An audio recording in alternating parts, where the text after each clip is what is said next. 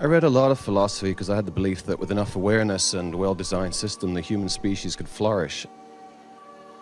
I realize now no system will ever work because human beings are only interested in pursuing their own selfish interests at the expense of others. During that time, I read a book, The Fountainhead, in which the heroine took the most exquisite piece of art, a porcelain figure, and flung it down an elevator shaft. At the time, I couldn't conceive of why anyone would do something like that. In fact, I've spent a lifetime saying hello to my dreams with focus and conviction while ignoring what is. In the last couple of years, I've lost all hope, not because your message is incorrect or because I can't create, but because there is more to it than that. You cannot minimize what goes on out there with a single pleasant-sounding word like contrast. You come down here, take a body, be subjected to a childhood of abuse, an adult life of business failures, betrayal, financial ruin, divorce, and constant barrage of exploitation from your fellow man and big business, and then stand before me with this message. How many people in history are capable of doing that? So I came here today to tell you that as I survey the infestation on this planet, I am disgusted. I now feel mostly hatred for people and their ignorance, stupidity, and petty strivings towards shallow money trenches they dig to insulate themselves and parade around in tacky luxury. I see the majority of people trapped in lives that bear no resemblance to their desires, and more often than not suffering in the most awful ways as a result of others inserting themselves in their experience. And you're never going to convince me that 6 million victims of World War II genocide, or any of the other many genocides over history for that matter, were all a match to their experience. I have absolutely no doubt that history will repeat itself, and wars will dominate the majority of people once again for the next 4,600 years. We think that what you... Flip your lid up just a little bit so we can see you, unless you don't want us to see you. Take your hat off maybe so we could see your face. I don't really want to be videotaped. In fact, your staff is very insistent on videotaping me, and that's not really what I wanted. Well, take the camera off of him. It's all right. Take the camera off of him. And we are not going to try to make anything happen. We just want to look at you ourselves. So we don't disagree with anything that you've said. And we would not for a moment express, you can videotape us. We would not for a moment express that there is anything inappropriate about the perspective that you found. And anyone with a reasonable mind, which includes everyone in this room and those looking on, would agree in part to a lot of the things that you've said, that there are, we'll use more words than contrast, there are horrendous, unfair, unthinkable, unspeakable acts and behaviors and perspectives that are going on all around the world. In other words, this is a world of contrast of immense proportions. And when we say that it's the best of times and the worst of times, we're not kidding, because the contrast does get greater and greater. Man's ability to inflict pain and harm upon one another is also increasing, as is man's ability to find love and harmony. And we get how when you are part of a world that has access to so much information and so much detail that sometimes it defies the, it would make you feel foolish to put your head in the sand and pretend that unspeakable things either have not happened or are not happening, because the fact of it is they're happening all around you. But having said all of that, we also know that every one of you came forth into these human bodies and these bodies of beasts with clear foresight of what was here. Not one of you believed, was told or believed that everything was all smoothed out. Not one of you wanted that, because you believed that you would carve your life out of the content of that which was here. And none of you would have come forth if there had been a promise that you would have not had choices. That's the most important thing. It's hard to believe when people are living unwanted things. It's hard to believe that they have been given free will and that their choices are being honored, because it's hard to believe that someone would choose something unspeakable or unthinkable or horrific or horrendous. It's hard to believe that. And that's why we are here having conversations with those who are interested, because we agree with you. People don't realize that they're making those choices, so it feels like it's something that's being done to them. And the reason that they don't believe that they're making those choices is because not one of you, or it would be a rare few of you, would acknowledge that I would do, or anyone would do, these unspeakable things to myself. So it makes you believe that there must be some other factor involved. There must be some source of darkness. There must be some source of badness. There must be some cosmic debt to pay. You come up with all kinds of things in your explanation of the unwanted things.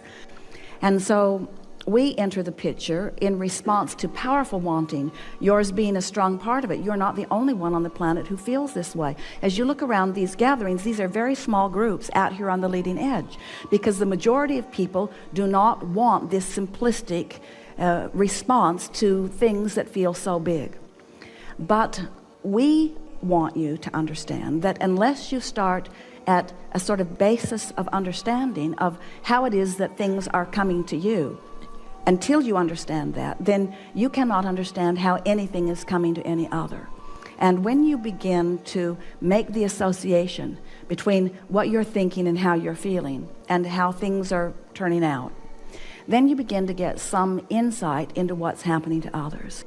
The biggest piece, and we know that it is borderline sickening to humans to hear this from us, but the biggest piece that is missing in the understanding of human friends is that the horror that you've assigned to the death experience is not what you've made it out to be at all. And that's one of the advantages that the beasts give to you, is that they come and go and come and go and come and go and come and go and come and go and come and go, because they reach levels of maturity so much more easily. And so the joy that they feel is proportionately greater. In other words, even though often they come to what you would call some terrible end, that terrible end is very brief in relationship with the delicious romping that they've been experiencing. Absolutely. And humans do not allow themselves that benefit, because humans are so busy speculating the what has gone wrongness that they hold themselves in vibrational discord with the rightness that their own individual lives have actually carved out. This is not about the death experience in terms of it being horrendous. It's about the damage that is done, the unfinished business, the children left behind, the families disrupted, the lives destroyed, and all of the experience which we live in that process. Well, you see what you are doing, and it is unique to you in that your caring is greater than most feel. But what you have done is you are taking upon yourself, through your attention to detail, the burdens of the discomfort of the lives of so many over which you have no creative control. So the darkness that you are feeling and the horror of it, the injustice of it, is because you personally cannot do anything about any of that. But we want to say to you, you're taking so much more of it on yourself than is yours to take, and that any individual that is experiencing any of the pieces of that you're defining is not feeling as badly about it. At one point early in her experience with us, Esther was watching something on television. It was something that had happened in another part of the world, and it happened to children, and the mothers were wailing, and as Esther was watching it, she was beside herself with discomfort. And she said to us, Abraham, if I am feeling this much discomfort over watching something from which I am so completely removed, what must it be like for those people who are in the midst of all of that? And we said to Esther, your pain in this moment is greater than theirs, because the contrast between who you are and what you are living and what you are allowing right now is greater. And because in the midst of that, other things are happening to them, other coping mechanisms are taking place. That's the most significant thing. So you do a real disservice to yourself, and we're not trying to talk you out of it because you're launching all kinds of global rockets of desire, but we're just saying to you that you will not be able to sort yourself out of this by getting more and more specifics. We have never heard more articulate conversation. We have never heard words come together more accurately or comprehensively. You are really good at conveying what you are feeling, and you've taken on yourself the discomfort and discord of maybe millions of people and directed it to us in perhaps the most profound and powerful way that we've ever experienced it. And in all of that, we only have simplistic answers for you. Those answers are, life is supposed to be good, not just for Esther and not just for some, but for all of you. And when it isn't, something has gone terribly wrong. Yeah. And every single time, the thing that has gone terribly wrong is that an orientation or a perspective has been developed and practiced to the point that other evidence can't come in.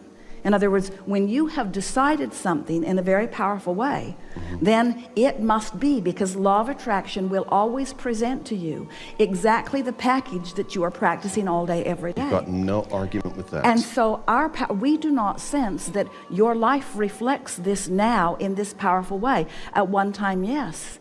But we want to say to you that you are taking more upon yourself. This is really what we would like to say to you. In the same way that Esther, through allowing Abraham, is a voice that really perpetuates more and more people coming into their personal alignment and allowance.